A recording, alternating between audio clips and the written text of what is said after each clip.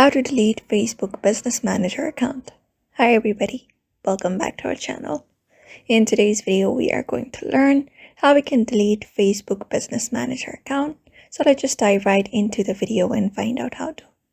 So for that, you can head over to business.facebook.com, and once you are there, you just need to head over and log in into your account.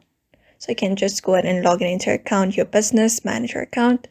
After that, you should locate this option called settings from your screen. Once you open up settings, you should be finding this. So from this list available, go to business portfolio info. And when you head over there, you should easily find an option that says permanently delete business.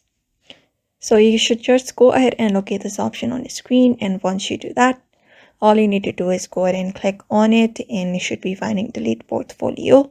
Just go ahead and confirm it. And once that is done, you should be able to delete the Facebook Business Manager account. So that is how you easily delete your Facebook Business Manager account. So I hope this video was helpful, and thank you for watching this video.